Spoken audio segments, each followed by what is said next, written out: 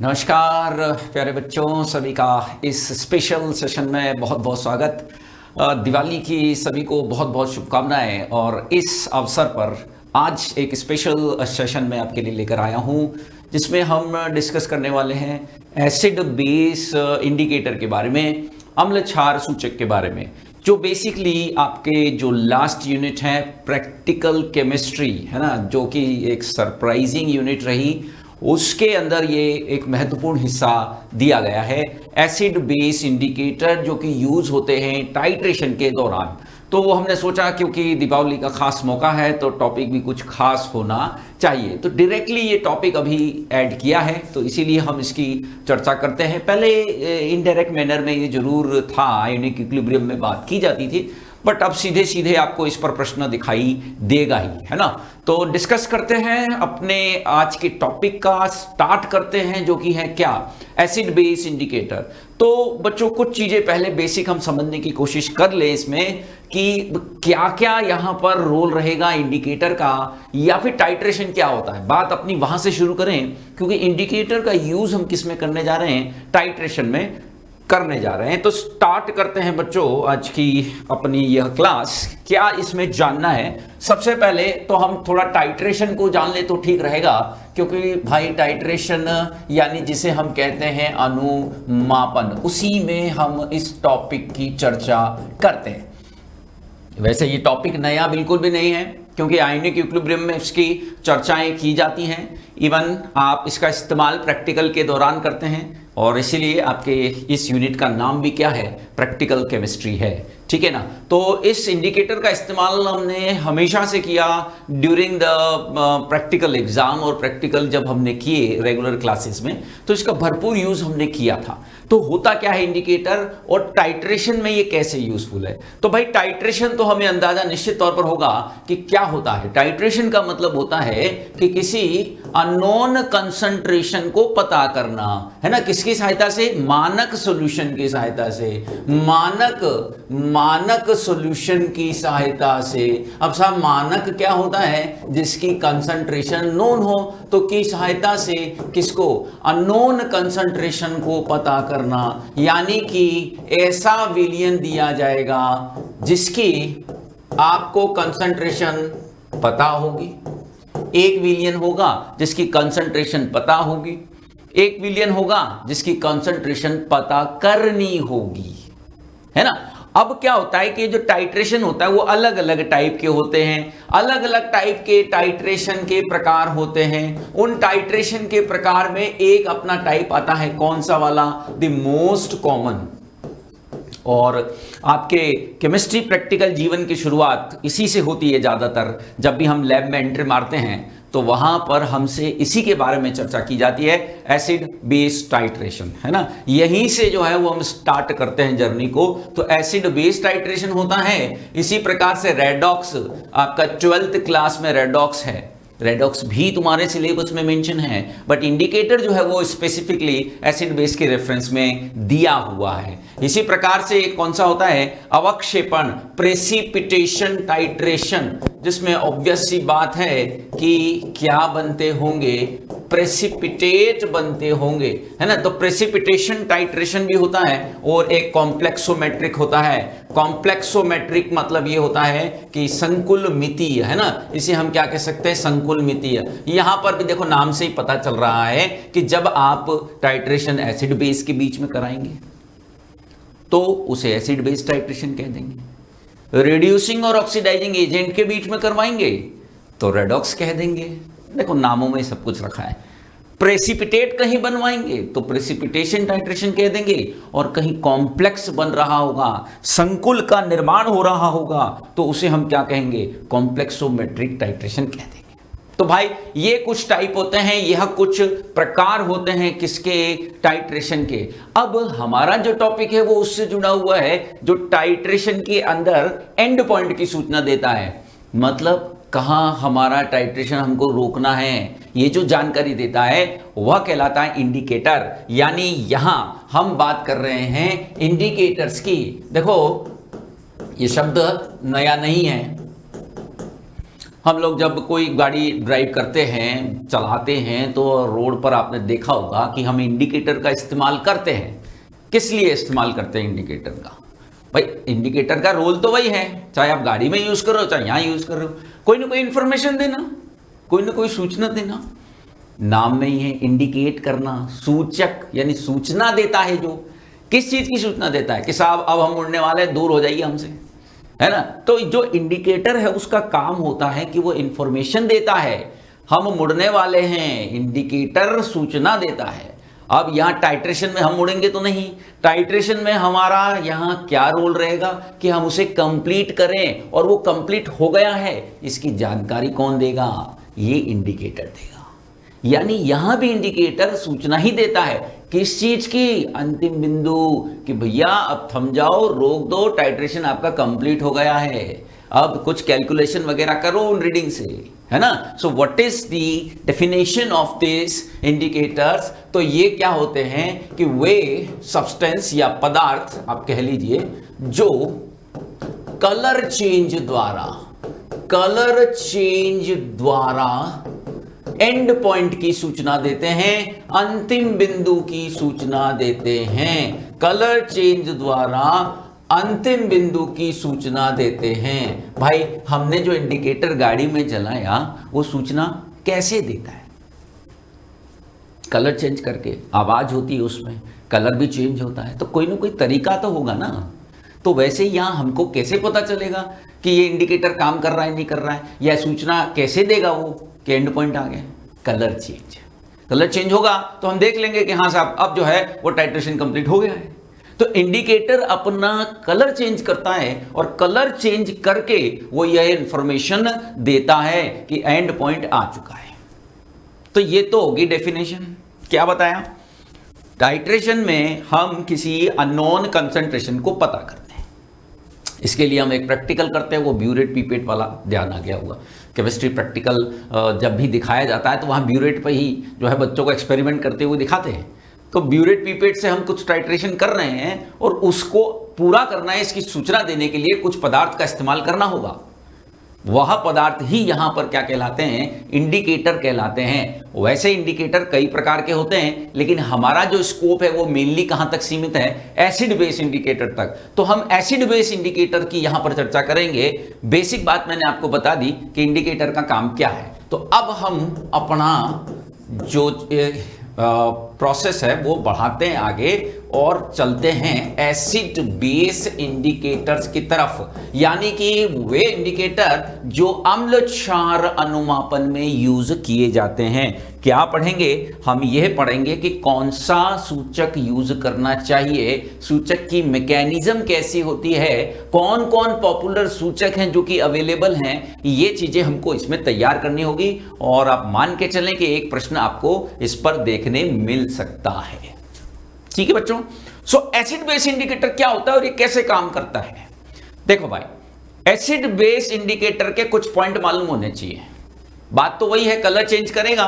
अब क्या करेगा? क्योंकि एसिड बेस की बात हो रही है, कहीं ना कहीं पीएच का काम तो आएगा। एसिड बेस की बात हो और पीएच चुप बैठ जाए, ऐसा हो सकता है? नहीं हो सकता है। एसिड बेस होंगे तो पीएच आएगा ही आएगा। तो यहां पर भी इन इंडिकेटर की फंक्शनलिटी में भी, इन इंडिकेटर की क्रियाविधि में भी किसका रोल रहेगा? पीएच का रोल रहेगा। तो एक एक करके जानते हैं कि इंडिकेटर क्या होते हैं। तो देखो बच्चों, पहली बात जो आपको इसमें जाननी है वो ये है कि ये इंडिकेटर खुद वीक एसिड और बेस होते हैं। ठीक है। ये सूचक, देखो पहला पॉइंट काम का ये है कि ये सूचक स्वयं क्या होते हैं? वीक, स्ट्रॉन्ग नहीं, ध्यान रख लेना है। वीक एसिड और बेस होते हैं। अच्छा ठीक है भाई, पहला पॉइंट समझ में आ गई हमारे कि भाई जब हम एसिड बेस इंडिकेटर में जो इंडिकेटर यूज करेंगे वो खुद भी एसिड बेस है, हालांकि दुर्बल किस्म के, ऑर्गेनिक है ना। फिर बात करते हैं कि ये जो इंडिकेटर हम यूज कर रहे हैं उनके दो रंग होते हैं। देखिए, यदि आप कह रहे हैं कि कलर चेंज कोई कर रहा है तो इसका मतलब उसके दो कलर तो होने चाहिए। या हो सकता है कि एक कलरलेस हो, एक कलरफुल हो, या हो सकता है दो फॉर्म हो, दोनों कलरफुल हो, अलग अलग कलर के हो। है ना। अरे भाई तभी तो कलर चेंज करेगा। कोई कलर चेंज कर रहा है इसका मतलब पहले से कलरफुल है, या फिर कलर है ही नहीं और अब कलर आ रहा है। तो यहां दूसरा पॉइंट जो मैं लिखने जा रहा हूं वो ये है कि ये जो होते हैं वह दो तरह के कलर दिखाते हैं, आयनित और अनआयनित भाग में। कैसे देखिए, इनका आयोनाइज्ड व अनआयोनाइज्ड फॉर्म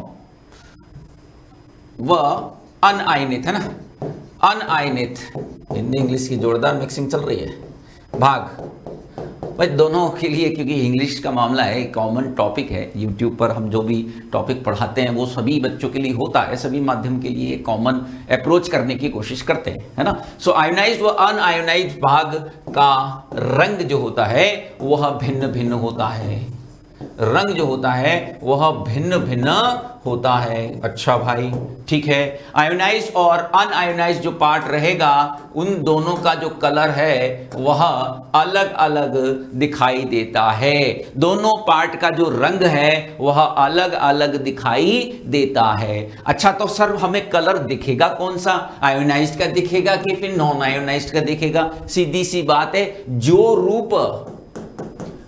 रूप एक्सिस में होगा, आधिक्य में होगा, जो रूप एक्सिस में होगा वही रंग दिखाई देगा, वही रंग निर्धारित करेगा।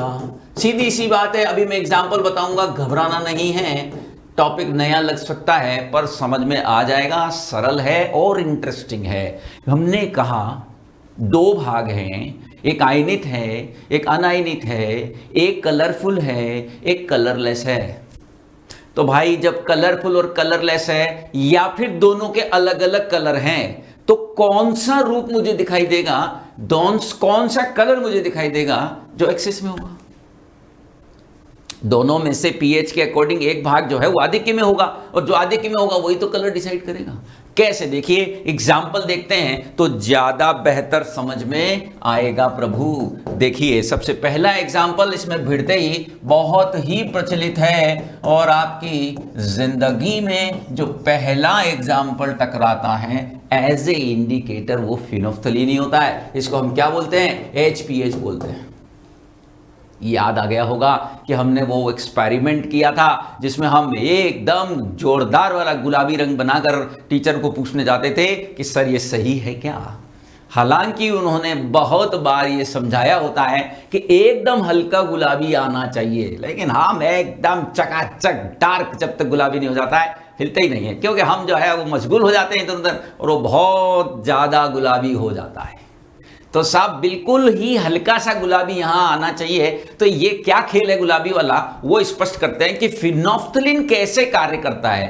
पहली बात, स्वयं एक, देखो क्योंकि या तो एसिड होगा या तो बेस होगा, तो स्वयं एक दुर्बल क्या है, यहां फॉर्मूले से क्या लग रहा है तुमको, ये दुर्बल क्या है साहब, H लग रहा है ना आगे, तो एसिड ही होगा, तो दुर्बल एसिड है। ठीक बात है। अच्छा कैसे, देखो साहब ये HPH है, ये शॉर्ट में दिखाने का तरीका, फॉर्मूला इसका लंबा चौड़ा होता है, ऑर्गेनिक में आता भी है ना, पर उससे अभी हमें कोई लेना देना यहाँ पर नहीं है। हमें सीधे सीधे जो है वह ये समझना है कि इसका कलर कैसे चेंज होता है, तो उसके लिए मेरे को ये शॉर्ट फॉर्मूले से काम हो जाएगा। ये HPH जो होता है ना इसका, वो बेटा जी कलरलेस होता है, और ये जो आयोनाइज्ड पार्ट होता है ना, ये कौन से कलर का होता है, पिंक कलर का होता है।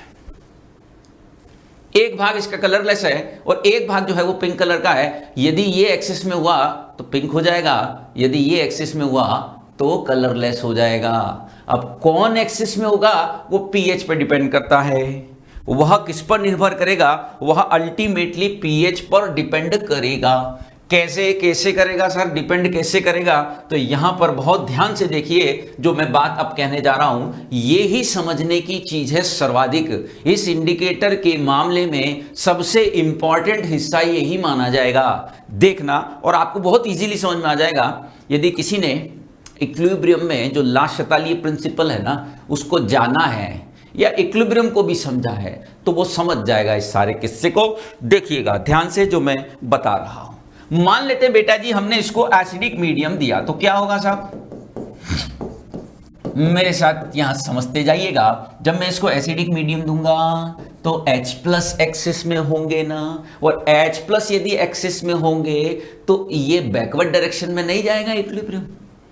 क्या कहते हैं लाशत अली बाबू कि जब हम इसको प्रोडक्ट प्रोवाइड कराएंगे तो ये प्रोडक्ट खत्म होने की तरफ जाएगा, और प्रोडक्ट खत्म किस तरफ हो रहा है? फॉरवर्ड डायरेक्शन में हो रहा है। भाई इक्विलिब्रियम की शिफ्टिंग करते हैं ना हम विभिन्न कारकों से, तो जब मैं इसमें H+ मिलाऊंगा तो ये पश्चिम दिशा में जाएगा, बैकवर्ड डायरेक्शन में जाएगा। तो एसिडिक मीडियम यानी कि कौन दे दिए तुमने? H+। तो इक्विलिब्रियम कौन सी डायरेक्शन में? इक्विलिब्रियम बैकवर्ड डायरेक्शन में, और बैकवर्ड डायरेक्शन के अंदर जाएगा तो साहब कौन सा एक्सिस में रहेगा फॉर्म? HPH एक्सिस के अंदर रहेगा, और HPH एक्सिस में रहेगा तो फिर यह कैसा दिखाई देगा? कलरलेस, हालांकि रेड कलर से लिखा है हमने। ठीक है, और अब भाई समझ में आई बात कि मैं क्या कह रहा हूं। जब मैंने इसको कौन सा मीडियम दिया है? एसिडिक दिया है। ध्यान से सुनना, एसिडिक दिया है तो ये वाला जो इक्विलिब्रियम है वह इस तरफ भागेगा और ये फॉर्म एक्सिस में रहेगा, और ये फॉर्म तो कलरलेस है, इसका तो कलर है ही नहीं। सो एसिडिक मीडियम में फिनोफ्थलीन कैसा होगा? कलरलेस होगा। लेकिन मैंने यहां इसको कौन सा मीडियम दे दिया साहब? मैंने इसको यहां पर बेसिक मीडियम दे दिया। बेसिक मीडियम दे दिया तो कौन दे दिया? OH- दे दिया। OH- क्या करेगा? H+ को रिमूव करेगा, H+ को हटाएगा। H+ को हटाएगा तो ये इक्विलिब्रियम H+ बनने की तरफ जाएगा। H+ को हटाएंगे तो इक्विलिब्रियम कौन सी डायरेक्शन में जाएगा साहब? फॉरवर्ड डायरेक्शन में जाएगा, और जब ये फॉरवर्ड डायरेक्शन में जाएगा तो यहां पर ये इधर जा रहा है। कौन एक्सिस में होगा? कौन एक्सिस में? pH- एक्सिस में होगा, और जब pH- एक्सिस में होगा तो कलर पिंक दिखाई देगा। ये इसकी मैकेनिज्म है। बस आपको ये समझ लेना है कि ये according to pH of the medium जो फॉर्म एक्सिस में होता है वही कलर का कारण बनता है, वही कलर का कारण बनता है। उसी की वजह से यहां कलर जनरेट होता है according to pH of medium. आपने क्या उसको प्रोवाइड कराया और उसके वजह से क्या नजर आया। मैं फिर से बोल रहा हूं, देखिएगा, फिनोफ्थलीन खुद एक वीक एसिड है। इसके दोनों रूपों का कलर अलग अलग होता है। जो एक्सिस में होगा वो कलर हमें दिखाई देगा, सीधी बात है। यस, अब जब मैं इसको एसिडिक मीडियम देता हूं तो यह H+ देंगे, H+ देंगे तो यह इक्विलिब्रियम बैकवर्ड में जाएगा, और जब ये बैकवर्ड में जाएगा तो इसका ये फॉर्म एक्सिस में होगा और ये कलरलेस रहेगा।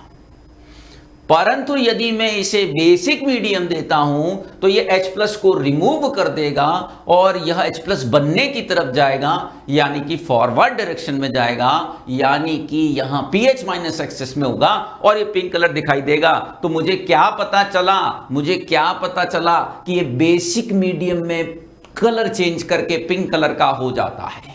इससे मुझे क्या शिक्षा मिली कि फिनोफ्थलीन बेसिक मीडियम में कलर दर्शाता है, कलर चेंज करता है या दर्शाता है, क्योंकि लिख देता हूं मैं कि ये चेंज करता है मतलब कलरलेस से पिंक, कलरलेस से क्या हो जाता है? पिंक हो जाता है। तो भाई कलर चेंज होगा तो हमें एंड पॉइंट की सूचना मिल जाएगी, है ना। इस कुल मिला के वो हम अभी फिलहाल आज तो एक आपको एक शॉर्ट में जो है वह इंफॉर्मेशन दे रहा हूं इस वीडियो के माध्यम से कि भाई कैसे तुमको इस चीज़ों को पढ़ना है। वैसे हम YouTube पर ही आपको डिटेल प्रोवाइड करवाएंगे, क्या पूरा प्रैक्टिकल वाला, और जो कोर्सेस अवेलेबल हैं उनके अंदर भी इसको हम ऐड कर रहे हैं। तो कुल मिला के बात यह है कि HPH जो होता है वो बेसिक मीडियम में क्या करता है? कलर चेंज करता है, और बेसिक मीडियम में कलर चेंज करता है तो कलरलेस से पिंक हो जाता है। ये इसकी फंक्शनिंग है, ये इसकी मैकेनिज्म है। ये इसकी क्रियाविधि है। अच्छा सर, सब के सब जो है वह इसी तरह से एसिड तो नहीं होंगे, कुछ ऐसे इंडिकेटर भी होंगे जो कि बिल्कुल होंगे साहब। कैसे होंगे? बेस होंगे। तो जैसे कि मिथाइल ऑरेंज, ये भी एक एग्जाम्पल देख लेते हैं जो एसिडिक मीडियम में कलर चेंज करेगा। इसीलिए इसकी महत्ता है, इसकी इंपॉर्टेंस है बाकियों से, इस पहले वाले से ये इसीलिए अलग है। देखो भाई, दिख रहा है साफ कि यहां OH लग रहा है।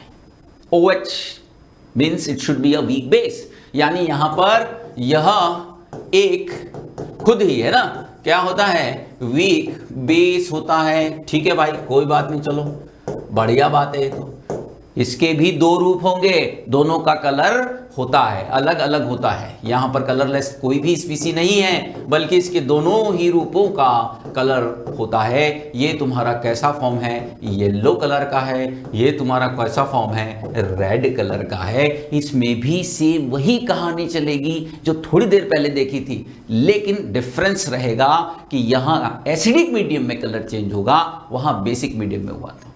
कैसे होगा साहब एसिडिक मीडियम में? अभी बताते हैं। पहले तो ये कलर आपको ध्यान रखने पड़ेंगे बिल्कुल। इसके लिए मैं एक सारणी भी आपको दे दूंगा कि ये जो सारणी है उसका इस्तेमाल करके तुम जो है वह क्या करोगे? प्रिडिक्ट करोगे, उसका इस्तेमाल करके तुम इसे यूज करोगे, मैं बताऊंगा। पहले हम इसका कलर वलर देख लें थोड़ा सा। तो देखो भाई, मैंने इसको मान लेते हैं बेसिक मीडियम दिया। बेसिक मीडियम दिया तो साहब क्या दिए? OH माइनस दिए, और OH माइनस दिए तो ये कौन सी डायरेक्शन में जाएगा? जब इसको OH माइनस मिलेंगे तो ये बैकवर्ड में जाएगा, इधर जाएगा। तो यहां इक्विलिब्रियम कौन सी डायरेक्शन में जा रहा है? बैकवर्ड। अब तो आप समझ गए हैं, बैकवर्ड डायरेक्शन में जा रहा है। और बैकवर्ड में जा रहा है तो कौन सा फॉर्म एक्सिस में होगा? MEOH जो है वह एक्सिस में होगा। और MEOH का कलर कैसा है साहब? ये येलो कलर का दिखाई देता है। जब हम इसको बेसिक मीडियम देंगे तो ये बैकवर्ड डायरेक्शन में जाएगा, और बैकवर्ड में जाएगा तो फिर MEOH एक्सिस में होगा। और जब हम इसको कौन सा मीडियम देंगे? जब हम इसको एसिडिक मीडियम देंगे तो इसका मामला उल्टा हो जाएगा इसकी तुलना में। कैसे? देखो, जब मैं एसिडिक मीडियम दूंगा यानी कि मैं इसे क्या प्रोवाइड कराऊंगा? H प्लस, तो इस OH माइनस को हटाएगा, यहां से बोलेगा इसको भगो यहां से, तो ये OH माइनस को हटाया तो इक्विलिब्रियम OH माइनस बनने की तरफ जाएगा। भाई, किसी भी इक्विलिब्रियम पर आप कोई भी डिस्टर्बेंस करते हो तो वह उस तरफ जाता है जहां उस डिस्टर्बेंस के प्रभाव को न्यूट्रलाइज किया जा सके, बैलेंस किया जा सके। यहां मैंने OH माइनस को हटाया तो OH माइनस बने उस तरफ जाएगा ना। OH माइनस बने यानी फॉरवर्ड, तो यहां क्या होगा? OH माइनस रिमूव्ड बोलेंगे, और AOH माइनस यदि हटेंगे तो फॉरवर्ड डायरेक्शन के अंदर प्रोसेस जाएगा।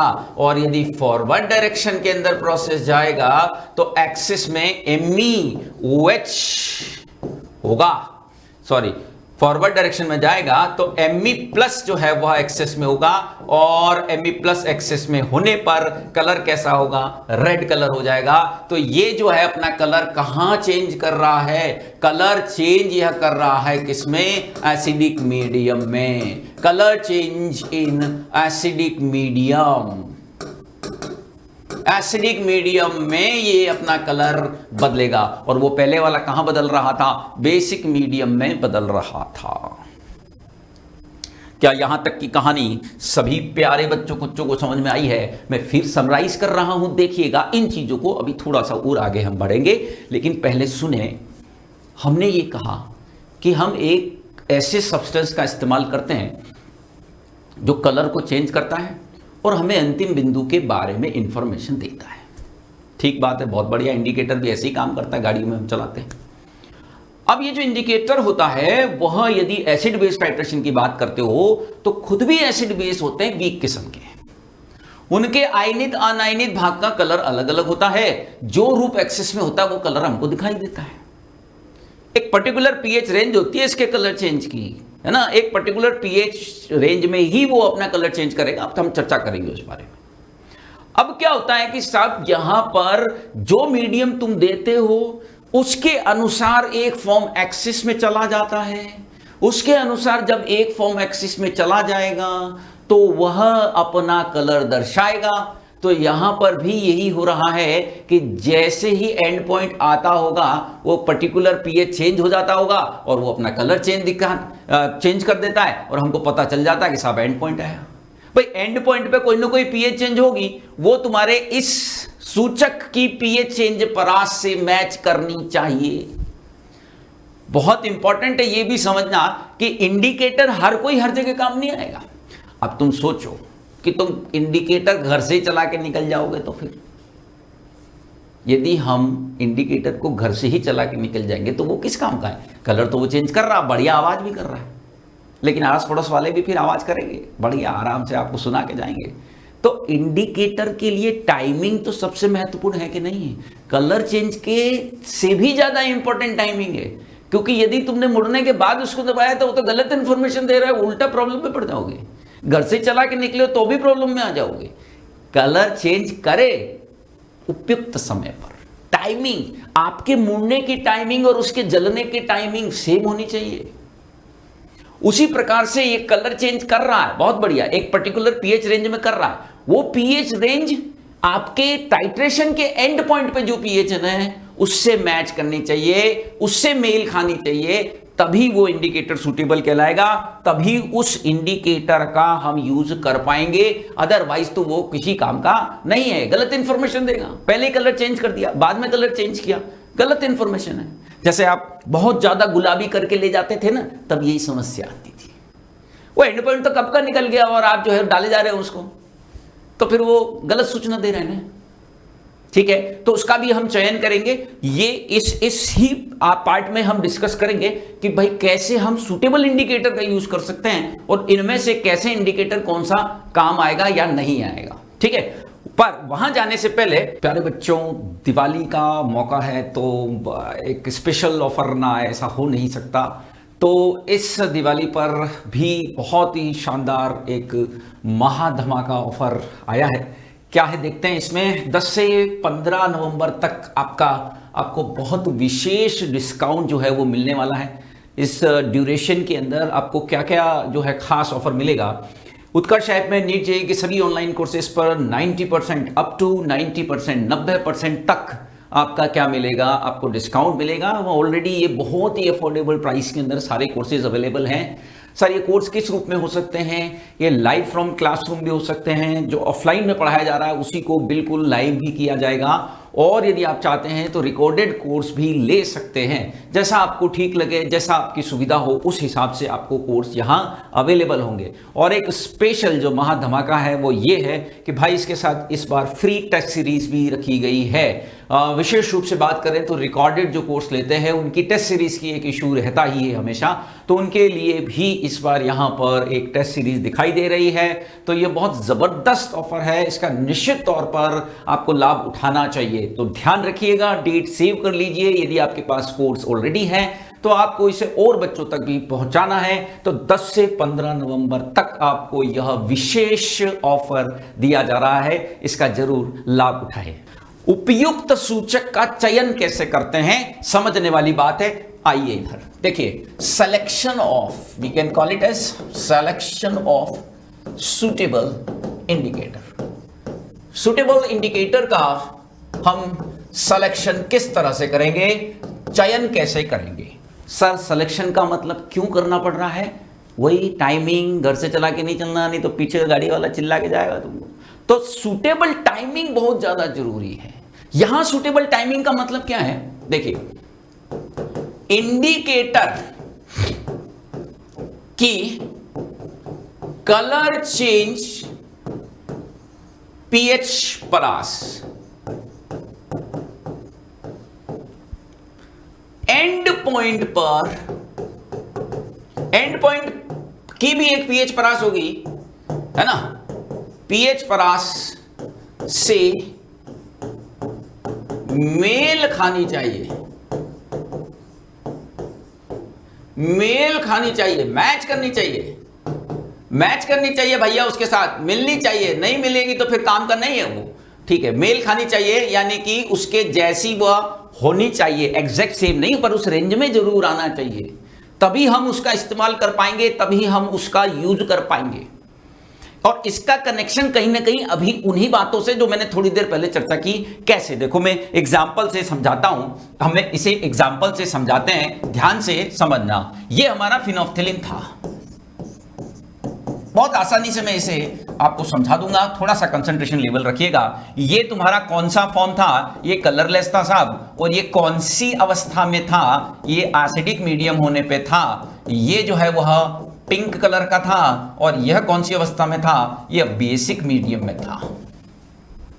ठीक है, कब बनता है, बेसिक मीडियम में। लेकिन यदि आपने दुर्बल क्षार दिया तो देखो, अम्लीय दोगे तो बात ही खत्म होगी, वो तो कहां से कलर करेगा चेंज। लेकिन यदि इसे तुमने क्या दिया, बेसिक मीडियम दिया, तो ये कलर चेंज करता है, कलर ये चेंज करता है। लेकिन यदि वीक बेस हुआ तो वीक बेस से ये इक्विलिब्रियम इधर पूरी तरह से शिफ्ट नहीं हो पाएगा, क्योंकि H+ हटेंगे ही नहीं, H+ ज्यादा हटेंगे ही नहीं, तो शिफ्ट होगा नहीं, ये फॉर्म एक्सिस में जाएगा नहीं। यानी कि यदि देखो HPH क्षारीय माध्यम है, ये बहुत महत्वपूर्ण लाइनें लिख रहा हूं, ध्यान से सुनना। क्षारीय माध्यम में रंग बदलता है, क्षारीय माध्यम में रंग बदलता है। ठीक है, बहुत बढ़िया पॉइंट अभी हमने पढ़ा। यदि दुर्बल क्षार दिया जाए, यदि क्षार कैसा हो, जो टाइट्रेशन तुम करा रहे हो उसी से बनेगा ने भाई। मीडियम किससे बनेगा, अलग से एसिड बेस मिलाओगे क्या? अरे पगलों, हम एसिड बेस का ही तो टाइट्रेशन करा रहे हैं, तो एसिड बेस के टाइट्रेशन में अलग से कहां मिलाने की जरूरत पड़ रही है? इट ऑलरेडी एग्जिस्ट, वो तो पहले से एग्जिस्ट करता है ना। एसिड और बेस के बीच में तो टाइट्रेशन करा रहे हैं ना मेरे भाई। तो यदि बेस वीक हुआ, यदि बेस क्या हुआ, वीक हुआ, तो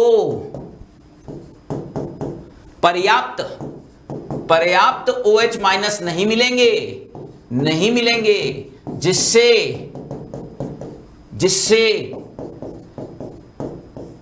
H+ हट नहीं पाएंगे, और H+ नहीं हट पाएंगे तो फिर pH- एक्सिस में नहीं आ पाएगा। pH- एक्सिस में नहीं आएगा तो भाई इससे क्या शिक्षा मिली? इससे ये शिक्षा मिली कि यदि तुम ज्यादा दुर्बल, थोड़ा नीचे हो जाएगा, मैं इसको ऊपर लिख देता हूं, ठीक है ना। पर्याप्त OH- नहीं मिलेंगे, ठीक है, और पर्याप्त OH- नहीं मिलेंगे तो क्या होगा, H+ हटेगा नहीं, H+ हटेगा नहीं, तो pH- एक्सिस में नहीं आएगा। यानी कि यहां पर मैं कह सकता हूं कि हमको कलर चेंज दिखाई नहीं देगा, यानी ये सूटेबल इंडिकेटर नहीं रहेगा। तो आपसे पूछा जाए कि इसका इस्तेमाल एज ए इंडिकेटर कब नहीं कर सकते, जब दुर्बल क्षारीय माध्यम हो। यदि दुर्बल क्षार हो, वीक बेसिक मीडियम हो, वीक बेस उपस्थित हो, तो इसका इस्तेमाल नहीं करने का है। वीक बेस होने पर यह यूज नहीं किया जा सकता, बेस होने पर ही यूज होता है। बेसिक मीडियम में ही कलर चेंज करता है, पर बेस इतना स्ट्रांग तो हो कि वो इस इक्विलिब्रियम को शिफ्ट कर पाए। यदि शिफ्ट ही नहीं कर पाएगा तो भाई ये काम का भी नहीं है, ये यूजफुल भी नहीं है, समझे। अभी एक एग्जांपल और देख लेते हैं, फिर बताऊंगा। तो ये बिल्कुल इस्तेमाल नहीं किया जा सकता। वीक बेस उपस्थित हो तो इसका इस्तेमाल नहीं कर सकते। और यदि हम कहें कि साहब हमारे पास मिथाइल ऑरेंज है, हमें इसकी कहानी भी बता दो, तो इसकी कहानी वैसे मैंने बता दी है कि ये कौन सी मीडियम में कलर चेंज करता है। एसिडिक मीडियम में कलर चेंज करता है, एसिडिक मीडियम में कलर चेंज करता है, एसिडिक मीडियम में कलर चेंज करता है। तो यदि वीक, क्योंकि एसिड यहां से OH- हटाता है, यदि एसिड वीक हुआ तो फिर वही कहानी, एसिड वीक हो तो OH- नहीं हटेंगे, कम हटेंगे, और नहीं हटेंगे तो भाई ये इक्विलिब्रियम जाएगा भी नहीं फॉरवर्ड डायरेक्शन में, इक्विलिब्रियम शिफ्ट नहीं होगा। और इक्विलिब्रियम शिफ्ट नहीं होगा पर्याप्त रूप से, तो फिर Me+ एक्सिस में नहीं आएगा, Me+ एक्सिस में नहीं आएगा। यानी का इसका उपयोग दुर्बल अम्लीय माध्यम होने पर नहीं कर सकते। जैसे एग्जाम्पल बताता हूं, ध्यान से देखने का है कि यदि मेरे पास HCl व NaOH के बीच में टाइट्रेशन हो रहा हो, वो मैंने पूछा कि HPH का यूज कर सकते हो कि MEH का यूज कर सकते हो, तो बेटा जी ये तो दोनों ही स्ट्रांग हैं, स्ट्रांग हो गए ना, दोनों स्ट्रांग है, तो ये भी और ये भी दोनों काम के, किसी को कोई बंदिश नहीं है। अच्छा ऐसा हो कि HCl व अमोनियम हाइड्रोक्साइड हो तो बेटा जी फिनोफ्थलीन काम का नहीं है, दुर्बल क्षार है ये अमोनियम हाइड्रोक्साइड वीक बेस पड़ जाएगा, ये काम नहीं आ पाएगा। लेकिन HCl अभी भी कैसा है, स्ट्रॉन्ग एसिड है, तो हम इसको यूज कर सकते हैं। अच्छा सर ऐसा हो CH3COOH हो जाए, अब तुम समझते हो कि CH3COOH दुर्बल अम्ल हो जाएगा, और NaOH हो तो क्योंकि ये NaOH तो स्ट्रॉन्ग बेस है तो हम इसका तो यूज कर सकते हैं, पर वीक एसिडिक वाले का यूज नहीं कर सकते। ये बहुत ही शॉर्ट में मैंने सारी बातें आपके सामने रखी हैं, बहुत शॉर्ट में ही हमने यह समझाने की कोशिश की है। वैसे इसके प्लॉट वगैरह सारा कुछ होता है, वो हम डिटेल जब इस टॉपिक को देखेंगे तब चर्चा करेंगे, पर आप इतना करके भी लगभग जो प्रश्न आपके बनने वाले हैं उसकी चर्चा आप कर सकते हैं। मैं फिर इस चीज को बोल रहा हूं, ध्यान से सुनना। हमने ये जाना था कि HPH जो होता है वह तुम्हारे क्षारीय माध्यम में कलर चेंज करता है, तो क्षारीय माध्यम इतना दो तो सही कि वो कलर चेंज कर सके। दुर्बल क्षार होगा तो उससे तो मिलते ही नहीं, OH- न के बराबर मिलते हैं, तो वो कैसे कलर चेंज करेगा। इसी प्रकार से मिथाइल ऑरेंज एसिडिक मीडियम में कलर चेंज करता है, क्योंकि एसिडिक मीडियम में ये फॉर्म है क्या हो जाता है, एक्सिस में चला जाता है। अब तुमने उसको इतने पर्याप्त मात्रा में दिए ही नहीं, एसिड पर्याप्त मात्रा में मिला ही नहीं, वह इक्विलिब्रियम शिफ्ट ज्यादा हुआ ही नहीं, तो कलर चेंज कैसे होगा। तो हम सूटेबल इंडिकेटर का प्रयोग इस बेस पर कर सकते हैं, जैसा मैंने समझाया कि यदि दोनों प्रबल है तो दोनों ओके, ये भी काम करेगा ये भी काम करेगा। यदि अम्ल प्रबल है और क्षार दुर्बल है साहब, अच्छा सर दोनों दुर्बल हो तो फिर दोनों यूजफुल नहीं, दोनों दुर्बल हो तो दोनों ही यूजफुल नहीं है। यदि दोनों ही वीक हैं, अम्ल और क्षार दुर्बल दोनों ही हैं, मैं लिख देता हूं कि जैसे ये अलग से यहां पर क्यों जगह नहीं है, जैसे ये कह दिया कि CH3COOH वह अमोनियम हाइड्रोक्साइड है, तो साहब कौन सा काम का इन दोनों में से, अरे एक भी काम का नहीं है। दूसरे सुटेबल इंडिकेटर फिर उसके लिए ढूंढने पड़ते हैं हमको, लेकिन फिलहाल इसके लिए कोई भी काम नहीं आएगा, क्योंकि वीक एसिड होने पर मिथाइल ऑरेंज यूजलेस हो गया और वीक बेस होने पर फिनोफ्थलीन यूजलेस हो गया। ठीक है सर, हमको कैसे पता चलेगा कि कौन सी किसकी पीएच रेंज है, तो बेटा जी वो ध्यान रखनी पड़ेगी, और उसके लिए ये शानदार टेबल हमने बनाई है कि नहीं। अब देख लो, रेड है तो रेड से लिखा है, मेहनत देखो अगले की, येलो है तो येलो से लिखा है, येलो लिखा हमने येलो है। तो यहां पर अलग अलग इंडिकेटर की पीएच रेंज बता रखी है, एसिडिक कलर बता रखा है, और एल्कलाइन कलर हमने आपके सामने रखा हुआ है। वैसे तो और भी ज्यादा इंडिकेटर होते हैं होने को तो, लेकिन इतने भी आपने कर लिए, ये भी तुमने यदि यूज कर लिए तो काम बन जाएगा, चिंता नहीं करना है। और इसमें भी मैं मार्क करूं, मुख्य रूप से आपको मेथिल ऑरेंज करना चाहिए, ब्रोमथाइमोल ब्लू करना चाहिए और फिनोफ्थलीन करना चाहिए। वैसे तो ये सभी कर लें, पर ये ज्यादा पूछे आते हैं। देखो इनमें से एक ऐसा है जो एसिडिक मीडियम में कलर चेंज करता है, ब्रोमथाइमोल ब्लू ऐसा है जो लगभग न्यूट्रल के आसपास अपना कलर चेंज करता है, और फिनोफ्थलीन ऐसा है जो कि कौन सी मीडियम में, बेसिक मीडियम में कलर चेंज करता है। तो वो जो तुम्हारा वीक एसिड वीक बेस वाला था ना, उसमें ये वाला यूज कर सकते हैं, ये बीच वाला, वो दोनों तो खारिज हो जाते हैं, उन दोनों का तो यूज हम नहीं कर पाते हैं। तो क्या सर हमको ये टेबल याद करनी है? यस, बिल्कुल करनी ही चाहिए। ये कलर भी आपको ध्यान रखने पड़ेंगे, इसका कोई हल और नहीं है, आपको कलर और पीएच रेंज ध्यान रखनी पड़ेगी, क्योंकि उनके स्ट्रक्चर में जाएंगे तो समझ में आएगा। और भाई स्ट्रक्चर याद रखे, उससे तो बढ़िया ये टेबल ही कर लेंगे ना। और भी होते होने को तो, पर खास मैंने लगभग ले आया हूं यहां पर, जो खास है वो सभी में लेकर आ गया हूं। तो भैया आज का मैं समराइज कर रहा हूं, ध्यान से सुनना। टाइट्रेशन क्या होता है? वह प्रोसेस जिसके अंदर अननोन कंसंट्रेशन को पता किया जाता है। फिर हम क्या, जैसा हमने देखा अभी सारा कुछ ये चीजें है ना। फिर उसके बाद इंडिकेटर क्या होता है? इंडिकेटर वह होता है जो कलर चेंज द्वारा एंड पॉइंट की सूचना देता है कि भाई अब थम जाओ, हो गया आपका टाइट्रेशन पूरा। यह एसिड बेस टाइट्रेशन के लिए जो इंडिकेटर यूज होते हैं वो खुद भी वीक एसिड और वीक बेस होते हैं, अकॉर्डिंग टू मीडियम अपना कलर चेंज करते हैं, जो फॉर्म एक्सिस में होता है वो कलर दिखाता है। ये फिनोफ्थलीन मिथाइल ऑरेंज के द्वारा हमने समझाने की कोशिश की कि फिनोफ्थलीन किस प्रकार से क्षारीय माध्यम में कलर चेंज करता है, और मिथाइल ऑरेंज, देखो भाई सीधी सी बात है, फिनोफ्थलीन खुद क्या है? अम्ल, तो क्षारीय माध्यम में कलर चेंज करता है। मिथाइल ऑरेंज खुद क्या है, क्षार। तो एसिडिक मीडियम में, पर वो दुर्बल नहीं होने चाहिए, क्योंकि दुर्बल होने पर वो कलर चेंज की स्थिति आएगी ही नहीं। सूटेबल इंडिकेटर का सिलेक्शन भी हम इसी प्रकार से कर सकते हैं, जैसा कि मैंने यहां पर आपको डिटेल के अंदर समझाया कि कौन से इंडिकेटर का यूज हम कर सकते हैं, कौन से का नहीं कर सकते हैं। तो प्यारे बच्चों, ये आपका जो हमने टॉपिक लिया एसिड बेस इंडिकेटर, वो कंप्लीट हुआ है। इसको मैंने शॉर्ट में एक बार आपको ये फील लाने की कोशिश की है कि किस तरह के प्रश्न इस टॉपिक पर मिल सकते हैं। ये कंपैरेटिवली एक नया टॉपिक था, तो इसीलिए इसकी चर्चा करना हमने यहाँ पर उचित समझा। तो पुनः आपको इस दिवाली की बहुत बहुत शुभकामनाएं, और ज़रूर इस दिवाली पर इस माह धमाका ऑफर का भी आपको लाभ खुद भी लेना है और दूसरों को भी यह मैसेज कन्वे करना है, पहुंचाना है। तो आपको पुनः दिवाली की बहुत बहुत शुभकामनाएं बच्चों। हर्षोल्लास से दिवाली मनाइए।